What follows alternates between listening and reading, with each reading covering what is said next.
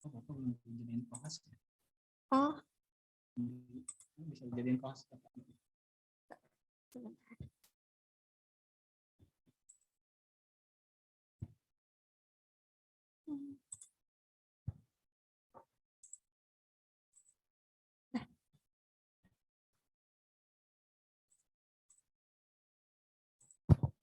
dimulai. Ya, Bismillahirrahmanirrahim. Assalamualaikum warahmatullahi wabarakatuh. Waalaikumsalam. Assalamualaikum warahmatullahi wabarakatuh. Selamat pagi semuanya, Bu Elia, Pak Yuda, Bu Syifa sebagai pembimbing dari Alia dan pada Pak Yosef. Assalamualaikum. Waalaikumsalam warahmatullahi wabarakatuh. Ya, terima kasih atas waktunya untuk menghadiri presentasi KAS dari Alia. Baik, alhamdulillahirrabbilalamin.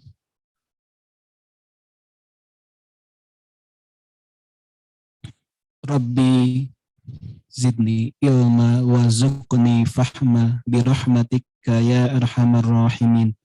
Hamdan katsiran thayyiban mubarakan fi. Bismillahi tawakkaltu 'ala Allah. La haula wala quwwata illa billahil aliyyil azim. Allahumma shalli ala Muhammad wa ala ali Muhammad. Rabbi shrah li sadri wa yassir li amri wahlul 'uqdatam min lisani yafqahu qawli waj'alni waziran min ahli. Alhamdulillahirabbil alamin. Pada hari ini kita bisa bertemu kembali di layar Zoom untuk menyaksikan anak-anak kita mempresentasikan KAS komprehensi akademik siswa, yaitu akan mempresentasikan 3 mata pelajaran yang diminati dan 2 topik dari masing-masing pelajaran itu yang dikuasai. Ini dalam rangka menempuh atau mencapai kompetensi lulusan dari Al-Kausar, yaitu Sidik, Amanah, Fatonah, dan Tabligh. Mudah-mudahan anak-anak kita melalui kelas ini bisa mencapai kompetensi itu, ya, salah satunya. Ya baik, untuk mempersingkat waktu, kita mulai presentasi yang pertama, yaitu dari Alia. Pada Alia, Bapak persilahkan. Assalamualaikum warahmatullahi wabarakatuh. Waalaikumsalam warahmatullahi Wabarakatuh. Perkenalkan, nama saya Alia Vidya Kusuma Wulandari. Saya dari kelas 9 SMP Al-Kausar Lab School. Hari ini saya akan melakukan konferensi akademik siswa semester 1 tahun ajaran 2022-2023. Dari banyaknya mata pelajaran yang ada, saya sudah memilih 3 mata pelajaran yang paling saya minati. Pertama, saya memilih mata pelajaran matematika. Saya memilih mata pelajaran ini karena cara mengerjakannya itu menantang, dan menantang itu sama dengan seru bagi saya. Lalu saya juga suka angka dan rumus, jadi saya memilih pelajaran matematika. Terus yang kedua, mata pelajaran yang saya pilih adalah pendidikan agama Islam. Alasan saya memilih mata pelajaran pendidikan agama Islam adalah karena saya sering termotivasi di pelajaran ini dan pelajaran ini menarik bagi saya. Terus mata pelajaran yang terakhir saya pilih adalah bahasa Indonesia. Saya memilihnya karena saya suka dengan materinya, seru meskipun sering sulit dipahami. Terus saya juga suka cerita pendek, saya suka membaca, dan saya senang dengan cara mengajar guru-gurunya. Mata pelajaran yang pertama matematika. Topik-topik matematika yang sudah dipelajari ada 4. Topik yang pertama itu bangun ruang sisi lengkung. Topik kedua baris dan deret. Topik ketiga persamaan kuadrat. Topik keempat fungsi kuadrat.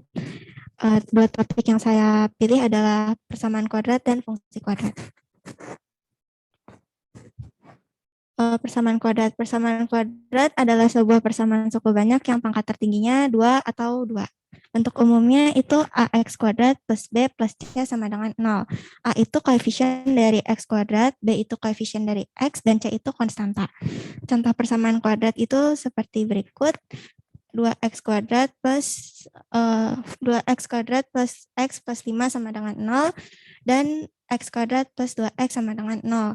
Contoh yang bukan persamaan kuadrat itu 1x plus 7 sama dengan 0, dan x pangkat 3 plus x sama dengan, tambah 6 sama dengan 0. Kenapa bukan persamaan kuadrat? Karena yang ini itu yang pertama dia tidak ada pangkat 2-nya, sementara kan persamaan kuadrat itu harus ada pangkat 2-nya.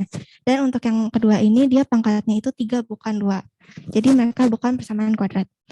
Cara menyelesaikan persamaan kuadrat itu ada dua. Pertama dengan pemfaktoran dan yang kedua dengan rumus ABC. Pemfaktoran. Contoh soalnya adalah x kuadrat min 8x min 20 sama dengan 0. Terus ini ada kayak rumusnya gitu. Min kali x1 plus x2 sama dengan b. Di sini b-nya itu min 8. Jadi sama dengan min 8. Terus x1 kali x2 sama dengan c. Di sini c-nya itu min 20. Terus kita masukkan ke tabel seperti berikut. Kita cari faktor dari min 20. Di sini kan contohnya itu min 4 kali min 5. Terus kan itu hasilnya udah benar min 20. Terus kita masukkan ke yang ini, ke rumus yang pertama. Itu jadi min kali min 4 tambah 5 sama dengan itu kan 1 kali min sama dengan min 1. Nah, berarti bukan kita cari yang hasilnya itu harus min 8 karena di sini B-nya itu min 8. Di sini saya sudah menghitung dan hasil yang saya dapatkan itu min 2 kali 10 sama dengan min 20 dan min kali min 2 tambah 10 sama dengan 8. Min 2 tambah 10 itu 8 dikali min sama dengan min 8. Dari pemfaktoran berikut kita dapat menyimpulkan bahwa X1-nya itu adalah min 2 dan X2-nya itu adalah min 10. Rumus yang kedua itu rumus ABC. Rumus ABC itu X1, X2 sama dengan min B plus minus akar dari B kuadrat ditambah 4AC, dikurang 4AC, dibagi 2A. Terus di sini contoh soalnya itu 2X kuadrat tambah 15 tambah 7 sama dengan 0. Terus kita cari ABC-nya dulu, ditulisin A-nya itu 2, B-nya itu 15, dan C-nya itu 17. Terus kita hitung seperti ini, dan sampai menemukan hasilnya. Terus di akhir untuk X1-nya itu kita tambahkan, yang dimana hasilnya yang saya dapatkan, hasil akhirnya itu min 1/2, dan untuk X2-nya itu kita kurangkan, yang saya dapatkan hasilnya ini, di sini min 7. Fungsi kuadrat. Fungsi kuadrat adalah sebuah fungsi suku banyak yang memiliki variabel dengan pangkat tertingginya adalah 2. Bentuk umum fungsi kuadrat itu fungsi X sama dengan AX kuadrat ditambah BX tambah C. Yang dimana A-nya tidak sama dengan 0. Terus karakteristik A. Karakteristik A itu kalau A-nya positif, grafiknya akan terbuka ke atas seperti huruf U ini. Dan jika A-nya itu negatif, grafiknya akan terbuka ke bawah seperti huruf N. Jika A-nya semakin besar, grafiknya akan semakin sempit. Dan jika A-nya semakin kecil, grafiknya akan semakin lebar. Karakteristik C. C-nya positif, grafik akan ke atas sebesar C, dan jika C-nya negatif, grafik akan ke bawah sebesar C. Perpotongan dengan sumbu Y, X-nya pasti sama dengan 0, dan perpotongan dengan sumbu X, Y pasti sama dengan 0. Titik potong sumbu Y. X sama dengan 0, kita iniin X sama dengan kita tinggal masukin di soalnya itu kan ada X, nah kita tinggal ubah semua X-nya itu jadi 0. Di sini contoh soalnya itu Fx sama dengan X kuadrat min 8X tambah 12. Terus kita ganti jadi 0 sama dengan 0 kuadrat min 8 kali 0 plus 12 sama dengan 12, terus kita masukin ke titik koordinatnya X, Y sama dengan 0,12. Terus untuk titik potong sumbu X, di sini kita akan kembali menggunakan rumus ABC. Kita di sini cari ABC-nya dulu, A-nya itu 1, B-nya itu min 8, dan C-nya itu plus 12. Habis itu kita hitung, dan untuk X1-nya seperti tadi ditambah, dan untuk X2-nya itu dikurang. Yang di sini saya dapatkan hasilnya itu 6, terus kita masukkan ke titik koordinatnya yaitu X, Y. Untuk X1-nya itu 6,0, dan untuk X2-nya itu 2,0. Titik puncak itu kita menggunakan rumus min B per 2A. Y, di sini contoh soalnya itu Y sama dengan 2X kuadrat min 8X plus 2. X sama dengan min 4 dibagi 2 kali 2 jadi 4/4 sama dengan 1. Karena kita sudah dapatkan X-nya, kita tinggal ubah semua X yang tadi jadi 1. Jadinya 2 kali 1. kuadrat dikurang 2 kali 1 ditambah 2 sama dengan 2 kurang 4 tambah 2 yang hasilnya sama dengan 0, maka titik puncaknya itu adalah 1,0. Berikut adalah grafiknya. Ini untuk yang titik potong tadi 0,12, 2,0, dan 6,0. Ini untuk titik puncaknya yang 1,0. Baik, sampai sini silahkan untuk pertanyaan dan saran.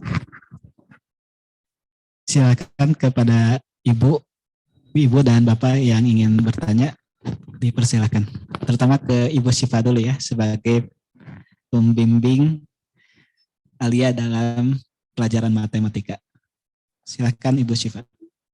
Iya, baik. Terima kasih Pak Yusuf. Mungkin pertanyaannya satu aja buat Alia.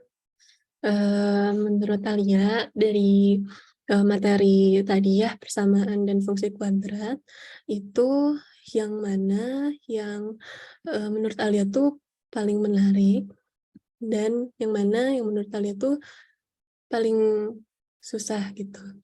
Nah, habis itu alasannya kenapa?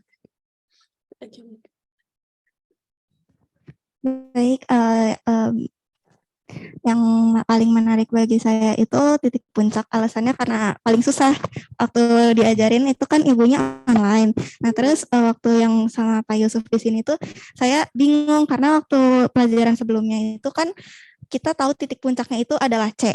Sementara kan pada saat pembelajaran hasil yang didapatkan tuh beda jauh gitu. Terus saya ngitung sendiri dapat 17, hasilnya seharusnya 10, terus saya ngelihat jawaban Pak Yusuf 1/berapa gitu. Saya jadi bingung gitu. Jadi itu paling susah, tapi setelah dikasih yang ini, waktu hari ulangan itu saya kok gampang gitu, kayak kok jadi gitu, jadi lebih karena lebih susah, jadi pas bisa tuh jadi lebih senang gitu. Jadi ini paling menarik bagi saya dan paling susah bagi saya. Oke, baik. Ya, terima kasih Alia. Ya, terima kasih Bu. Sudah cukup Bu Syifa?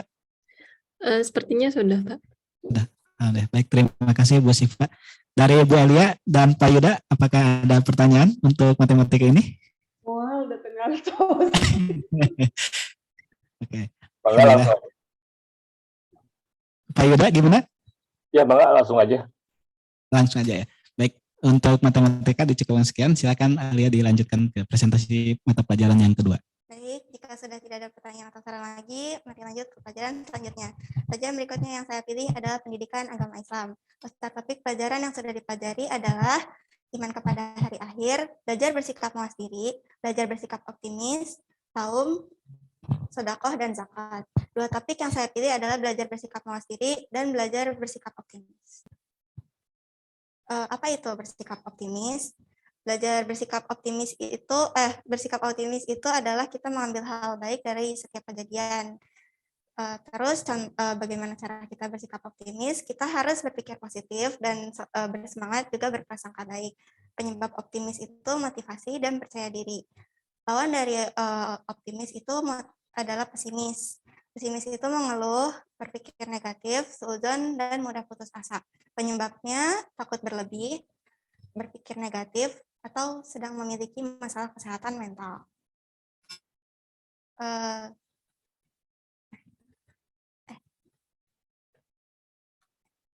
Untuk apa kita bersikap optimis? Kita harus belajar bersikap optimis karena kita diciptakan untuk beribadah.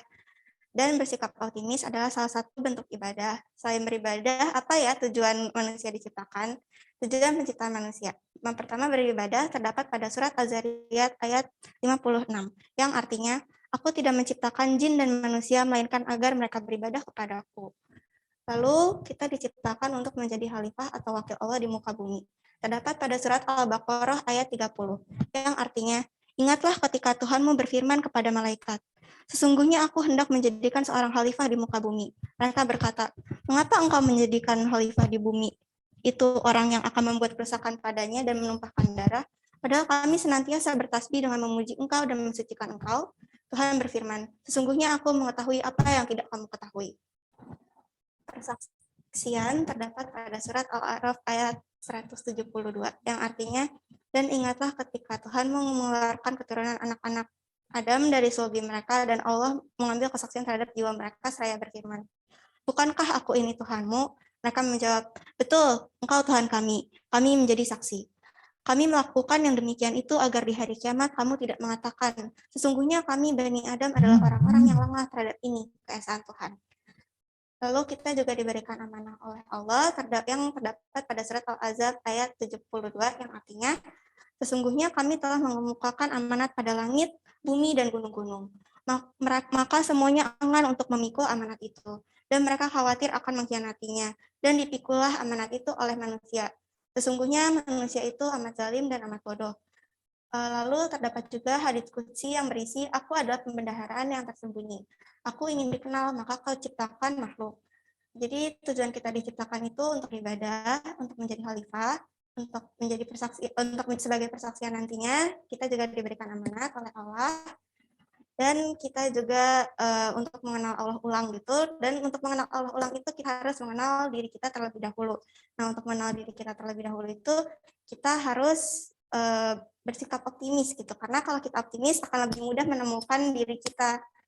Kalau kitanya pesimis terus mengurung diri itu kan lebih jatuhnya semakin jauh dengan jati diri kita yang sebenarnya.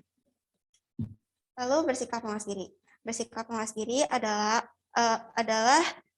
sikap cara membawa diri dengan mengatur emosi dan tindakan yang terkendali agar tidak menimbulkan efek negatif di kemudian hari, serta tidak merugikan orang lain. Sikap mawas diri juga merupakan sikap kehati-hatian terhadap segala jenis bentuk ucapan maupun tindakan yang akan dilakukan. Sikap mawas diri ini merupakan salah satu ciri kolbu yang sehat loh. Kenapa ya kita harus bersikap mawas diri? Karena ada alam-alam setelah dunia yang begitu mengerikan. Untuk menghindari hal tersebut, kita harus belajar bersikap mawas diri dan bersikap optimis juga tentunya. Berikut adalah dalil yang terdapat pada surat Az-Zumar ayat 69-70 yang artinya, "Dan bumi padang mahsyar menjadi terang benderang dengan cahaya keadilan Tuhan." Saya ulang. "Dan bumi padang mahsyar menjadi terang benderang dengan cahaya keadilan Tuhannya, dan buku-buku perhitungan perbuatan mereka diberikan kepada masing-masing. Nabi-nabi dan saksi-saksi pun dihadirkan. Lalu diberikan keputusan di antara mereka secara adil, sedang mereka tidak dirugikan. Dan kepada setiap jiwa diberi balasan dengan sempurna sesuai dengan apa yang telah dikerjakannya, dan dia lebih mengetahui apapun yang mereka kerjakan." Dan juga terdapat pada surat Yasin ayat 8-9 yang artinya, "Sungguh kami telah memasang belenggu di leher mereka. Lalu tangan mereka diangkat ke dagu. Saya ulang lagi. Sungguh kami telah memasang belenggu di leher mereka. Lalu tangan mereka diangkat ke dagu, karena itu mereka tertegada, dan kami menjadikan di hadapan mereka sekat dinding, dan di belakang mereka juga sekat, dan kami tutup mata mereka sehingga mereka tidak dapat melihat." Dari kedua ayat tersebut, kita tahu bahwa dunia ini bersifat hanya sementara. Apa yang kita lakukan di bumi akan mendapatkan balasannya nanti di alam akhirat. Maka dari itu kita harus menjaga sikap kita di bumi ini dengan mawas diri. Baik, sampai sini silakan untuk pertanyaan dan sarannya. Silakan Bu Elia jika ada yang mau ditanyakan. Iya, kesimpulan terakhir untuk positif itu logikanya kurang tepat. Jadi logikanya kenapa kita harus mengetahui tujuan untuk apa kita diciptakan sehingga kita bisa optimis. Artinya bahwa gini, kesimpulannya kita dengan mengetahui tujuan kita diciptakan, maka kita akan bersikap optimis karena tahu, jadi nggak sempit, nggak serasa dunia kehidup ini hanya di dunia aja. Nah, kesimpulannya begitu, logika terakhirnya begitu. Kenapa? Ketika ngebahas sikap optimis, yang ditampilkan adalah tujuan penciptaan manusia. Itu yang pertama, ya, Alia. Jadi kesimpulannya di situ di akhirnya. Kita harus bersikap, akan bersikap optimis ketika kita mengetahui tujuan kita hidup di dunia, gitu. Sebaliknya, kalau kita tidak mengetahui tujuan kita hidup di dunia, kemungkinan besar kita akan punya sikap pesimis. Kena masalah dikit langsung tumbang, seolah-olah dunia ini akan berakhir. Nah begitu, ya, itu kesimpulan yang kurang tepat tadi disampaikan oleh Alia. Nah, kemudian yang kedua, tema bersikap positif, positif, optimis itu atau ya positif itu dan dua mawas diri itu disimpan setelah iman ke hari akhir ya, betul ya temanya. Nah itu teh emang berhubungan karena dua-duanya sikap itu tumbuh karena pengetahuan tentang alam-alam sesudah dunia. Ya, seperti sikap optimis karena tahu ada alam lain yang harus dihadapi gitu, bukan hanya alam dunia. Juga sebaliknya sikap mawas diri karena tahu ada alam lain. Dan itu kan berhubungan dengan tema yang pertama, iman kepada hari akhir. Itu kesimpulan Ibu itu aja, Alia ya. Kenapa dua akhlak ini disimpan di setelah iman ke hari akhir.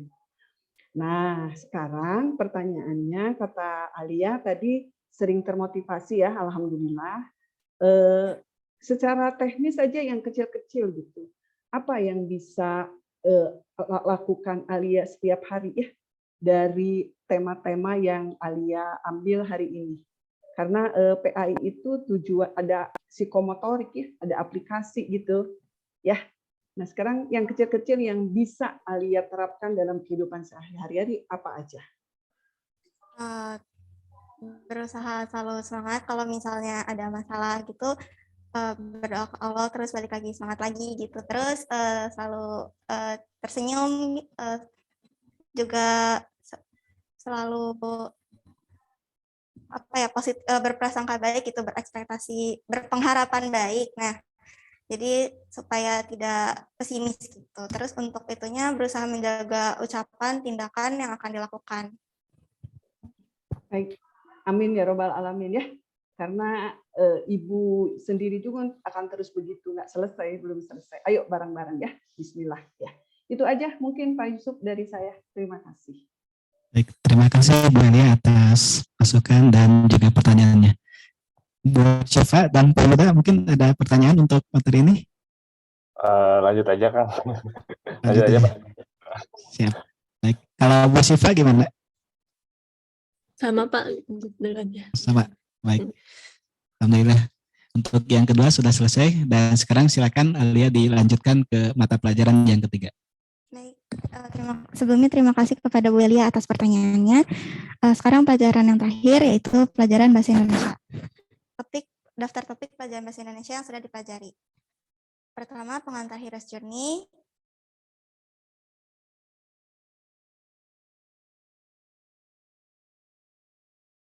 Empat elemen cerpen. Kelima, panggilan bertualang. Keenam, teknik menulis naratif penglihatan. Topik ke-7, menolak panggilan berpetualang. Topik ke-8, teknik menulis naratif pendengaran. Dan topik yang ke-9 terakhir, teknik menulis naratif peraba. Dari 9 topik ini, 2 topik yang saya pilih adalah membaca dan mendefinisikan cerpen dan panggilan bertualang. Apa itu cerpen? Cerpen adalah cerita pendek. Apa syarat cerita bisa disebut cerpen? Syarat cerita bisa disebut cerpen adalah jika bisa dibaca sekali duduk gitu. Terus cerpen itu tuh fiksi. Nah, fiksi itu dramatis, tidak nyata, imajinasi, dan karangan. Ada apa saja sih dalam cerpen? Terdapat 4 elemen cerpen, yaitu penokohan, setting cerita, tema, dan alur cerita. Untuk alur cerita ini terbagi menjadi 6, yaitu introduksi, pacing, action, konflik, klimaks, resolusi, dan konklusi. Untuk saya melakukan analisis gitu untuk menjelaskan cerpen gitu. Nah, cerpen yang saya pilih ini adalah cerpen yang cerpen yang dibuat oleh Siti Maria Mardiah yang berjudul Beri Hira. Tokohnya itu ada Yumi, Dodo, Dr. Lustich, Emi, Mumu, dan 2 kucing Yumi yang lainnya. Setting ceritanya itu di Bukit Tinggi, di Bukit Tinggi di pegunungan dan hutan. Temanya itu petualangan fantasi. Alur cerita. Introduksinya Yumi dan keempat kucingnya, Dodo, Mumu, dan 2 kucing lainnya. Terus realistic action. Dodo terkena racun dari gigitan ular yang obatnya itu adalah Beri Hira. Beri Hira ini berada di hutan Matagovi. Yumi dan ketiga kucingnya harus pergi ke hutan Matagovi yang berada di dimensi lain untuk menyelamatkan Dodo. Konfliknya itu ketika Mereka bertemu para peri yang terkena pengaruh sihir dan para peri ini mengejar mereka untuk menghabisi mereka.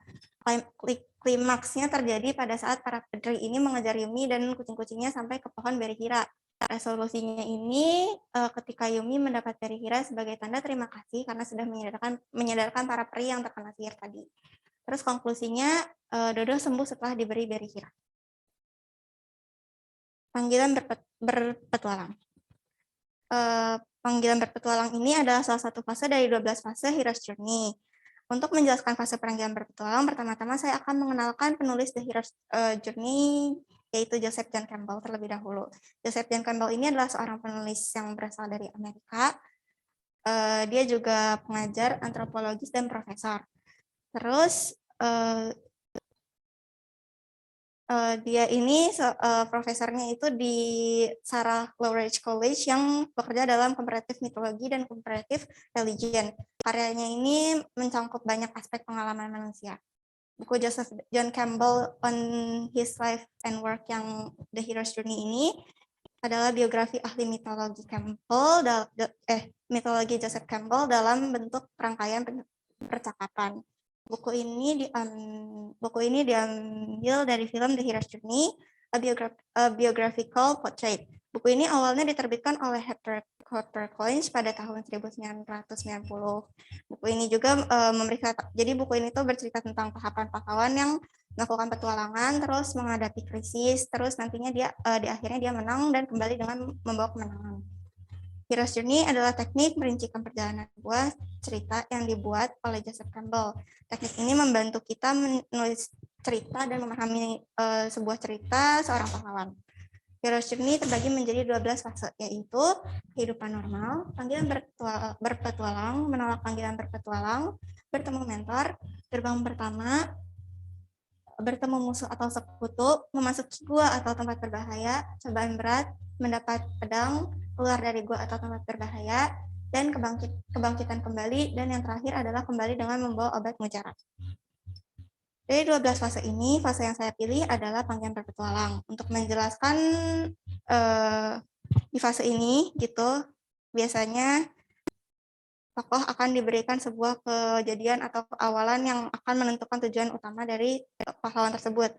Untuk memberikan contoh penjelasan panggilan berpetualang, saya menggunakan tokoh biografi yang sudah saya baca pada kelas 9 ini, yaitu Jane Goodall. Jane Goodall ini adalah primatolog dan antropolog Inggris yang dia juga diakui sebagai peneliti simpanse terbaik di dunia. Panggilan berpetualang Jane Goodall itu awalnya adalah dia membaca buku Dr. Dolittle. Tapi selain itu dia memang sejak kecil pecinta hewan. Terus habis itu dia bertemu dengan buku Dr. Dolittle. Buku Dr. Dolittle ini adalah buku tentang dokter hewan yang bisa berbicara dengan hewan dan tinggal bersama hewan-hewan. Selain itu dia juga menonton dan membaca buku tentang Tarzan dan ia jatuh cinta dengan Tarzan, bahkan ia iri dengan kekasih Tarzan yang juga pada saat itu yang juga bernama Jane. Terus dia sempat melupakan mimpinya. Di fase ini disebut menolak panggilan berpetualang. Tapi panggilan berpetualang kembali memanggil dia untuk kedua kalinya gitu. Jadi dia menolak panggilan berpetualang karena dia terlalu fokus ke nilai akademik. Lalu panggilan berpetualangnya itu yang kedua, Rusty anjing Jane Goodall meninggal sehingga Jane Goodall kembali mengingat impiannya akan hewan-hewan itu dan dia kembali mengejar impiannya gitu. Sekian, silahkan untuk pertanyaan dan saran. Ya, silakan Pak Yuda. Baik, terima kasih Alia. Tunggu memukau presentasinya. Apa ya? Tentang panggilan petualang ini, kira-kira Alia di fase hidup sekarang sudah punya panggilan berpetualang belum? Kalaupun sudah, kira-kira apa panggilan petualangannya Alia?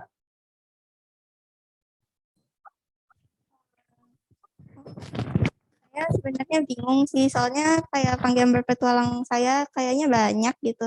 Saking banyaknya saya bingung, tapi mungkin apa ya, belum yang panggilan berpetualang yang pasti gitu sih. Tapi mungkin ada, tapi kalau yang pasti yang kayak Jane Goodall emang udah jelas gitu kan, kayaknya belum sih. Nggak apa-apa, panggilan petualang sementara aja. Sementara saya suka membela orang gitu kan ya, jadi saya tertarik. Enggak sih, gimana ya? Saya bingung.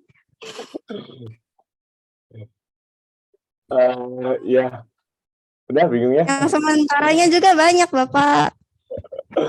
Baik, nggak apa-apa Alia. Terima kasih banyak.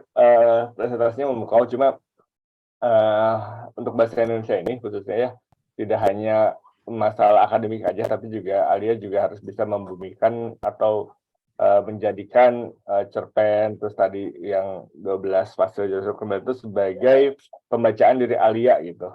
Tadi kan di PAI sudah belajar ya bahwa kita tuh harus mengenal diri kita itu untuk mengenal Tuhan kita. Nah, salah satu metodenya di bahasa Indonesia ini ya kita harus mampu mengenal diri itu dari 12 fase itu gitu, 12 fase dalam kehidupan kita itu. Apa yang membuat kita nanti punya panggilan petualangan. Dan panggilan petualangan tadi Alia sebutkan siapa tadi? Saya lupa namanya. Yang penulis itu Jen. Jen itu kan punya 2 panggilan petualangan ya, Jen Goodall. Nah, mungkin Alia juga mungkin nanti punya beberapa panggilan petualangan gitu. Bisa jadi petualangan yang jangka pendek maupun jangka panjang gitu. Nah, mudah-mudahan nanti Alia coba ini panggilan petualangan ini coba cari, coba lihat, dan itu bisa jadi insya Allah metode untuk membaca diri Alia gitu ya untuk kedepannya. Itu dan itu satu. Yang kedua, mungkin bahasa Indonesia itu kan sebagai alat ekspresi ya gitu. Nanti Alia perlu lebih mengeksplorasi lagi ekspresi dirinya seperti apa gitu. Jangan terlalu takut, jangan terlalu jangan terlalu takut salah. Ini pokoknya ini aja dulu, keluarkan dulu aja gitu. Gitu sebagai bagian dari ekspresi diri dulu gitu. Minimal ditulis Alia. Saya lihat tulisan Alia juga bagus ya. Jadi itu perlu dirangkai jadi sebuah tulisan yang baik gitu. Dan ya bagus-bagusnya kalau punya diary ya, diary yang kalau yang diary yang dibagikan di sekolah kan tuh lebih ke untuk belajar untuk bikin diary gitu. Saya juga punya diary dan tuh tiap hari tulis. Ini buku kedua saya nih. Nanti Alia juga kalau bisa setiap hari ya nulis di diary atau minggu sekali gitu punya diary sendiri gitu. Jadi intinya tadi itu untuk membaca diri ini. Jadi panggilan petualangan yang dihadapi Jane Goodall itu dengan adanya diary itu insya Allah bisa terbaca juga sama Alia. Gitu Alia, terima kasih banyak ya.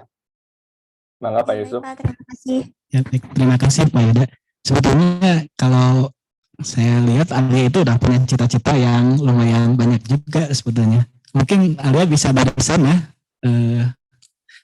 memunculkan panggilan bertualangnya. Bisa nggak dari? Justru kan dari panggilan bertualangnya itu jadi kayak cita-cita saya. Nah, masalahnya tuh saya kan punya merasa terpanggil oleh banyak arah gitu, jadi kayak masih bingung gitu mau terpanggil ke yang mana, ke arah mana gitu. Mungkin nanti bagus ya.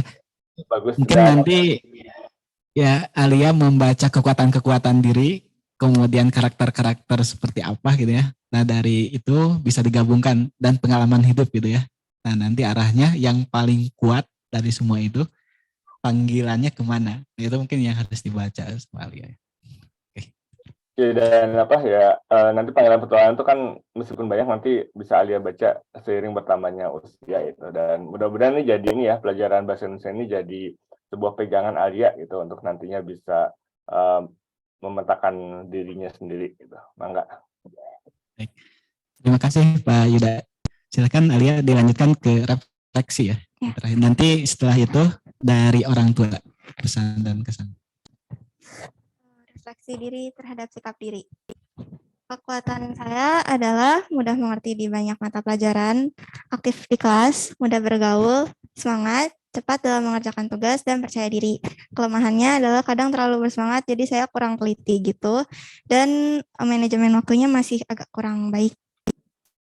Rencana tindak lanjut dari saya adalah meskipun saat sedang bersemangat, tetap memeriksa hasil pekerjaan berkali-kali, terus menentukan prioritas, dan terus belajar manajemen waktu. Bantuan yang saya butuhkan dari orang tua adalah terus mendukung dan menyediakan hal yang saya perlukan. Bantuan yang saya butuhkan dari guru adalah terus mendukung, mengulangi materi pertemuan sebelumnya, dan membantu jika saya kesulitan. Sekian dari saya, terima kasih. Ditutup atau nanti? Nanti setelah ya. Baik, terima kasih Alia yang sudah menyampaikan atau mempresentasikan 3 mata pelajaran yang diminati dan juga 2 topik yang dikuasai dari masing-masing pelajaran tersebut. Untuk selanjutnya yaitu dari orang tua Alia, silakan untuk memberikan pesan dan kesan atas KAS yang dipresentasikan oleh Alia. Mangga Pak Yosef. Atur nuhun Pak Yusuf, Bu Alia, Pak Yuda, dan Bu Syifa. Terima kasih atas bimbingannya, dan untuk guru-guru yang mungkin tidak hadir di sini. Saya melihat ada kemajuan pesat ya dari Alia, setiap tahun ada KS, ada peningkatan dari sana sininya gitu. Termasuk pesan yang diungkapkan dari para guru juga alhamdulillah. Kalau yang saya tangkap hari ini adalah pesan untuk mengaktualkan dari pelajaran yang dapat ya, dari tidak hanya untuk kemajuan akademik saja tapi juga aktualisasi di kehidupan sehari-hari begitu ya. Yang didapat sudah ilmunya sudah tinggi-tinggi nih. Semoga Alia bisa di rumah, di kehidupan sehari-hari, di temen gitu ya, di masyarakat itu bisa bisa diaktualkan ilmunya. Gitu. Tadi ada bagus sekali, banyak yang bagus yang dipresentasikan. Semoga Allah mengabulkan dan memberikan kebaikan untuk kita semua. Terima kasih, hatur nuhun semuanya. Saya Pak Yosef, kalau dari Ibu ada boleh? Ada bundanya. Bundanya ada? Oh. Tidak sih, belum. Mungkin nggak hadir ya, Oh nggak ada. sedang agak sakit. Harus Oh iya. Mudah-mudahan beliau cepat sembuh ya, diberikan kesembuhan yang terbaik. Alhamdulillah, baik, terima kasih Pak Yosef. Yang tadi kalau untuk dukungan dari orang tua gimana itu Pak Yosef? Terus mendukung saya kan ya, kayak saya mau ya saya mau kayak kan kalau misalnya ini banyak yang kayak sekarang tuh mau milih IPS tapi dilarang harus milih IPA gitu, yang kayak gitu-gitu. Nah, saya berharap orang tua saya terus mendukung saya, tapi emang selalu didukung, jadi lanjutkan gitu, tetap mendukung saya di manapun gitu. Terus mensupport saya selama yang saya lakukan itu adalah hal baik gitu. Amin. Ya, alhamdulillah. Baik.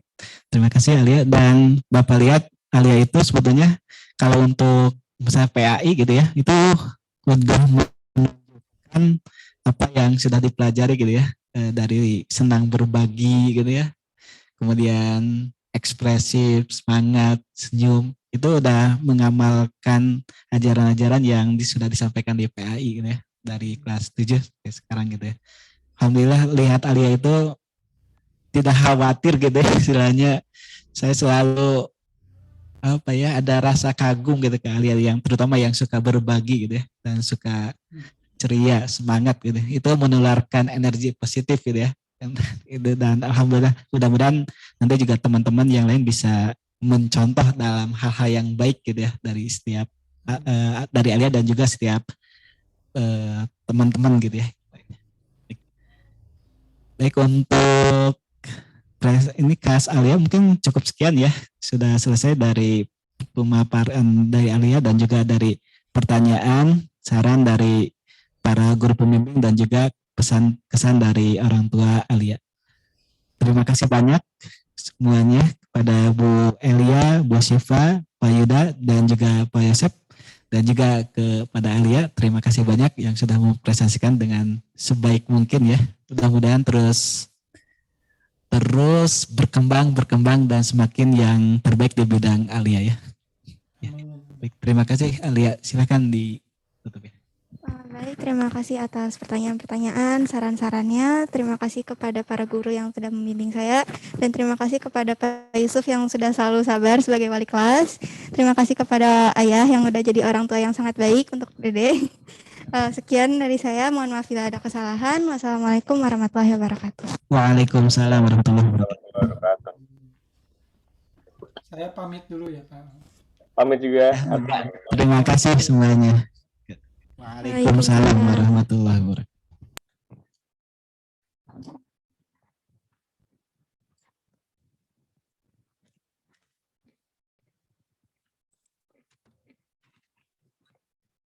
Aulia tadi Alia, ralatannya dicatat ya Al? Bukan Baik, Bu. ya, masukannya maksudnya. Baik, terima kasih, Bu.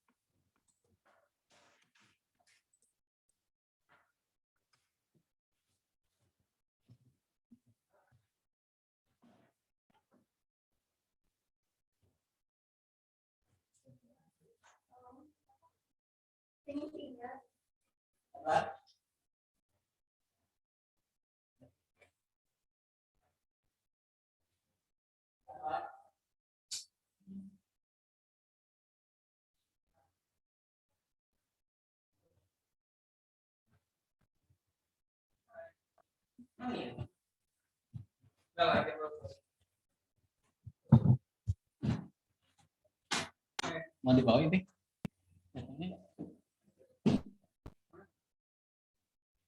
Di jaketnya dibuka. Nggak ada, nanti kita coba masih saran pertanyaan gitu.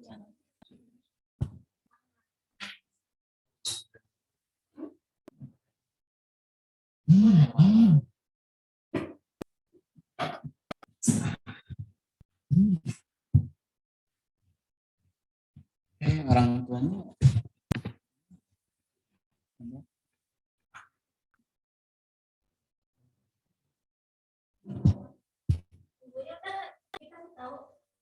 udah di ini umumkan dan udah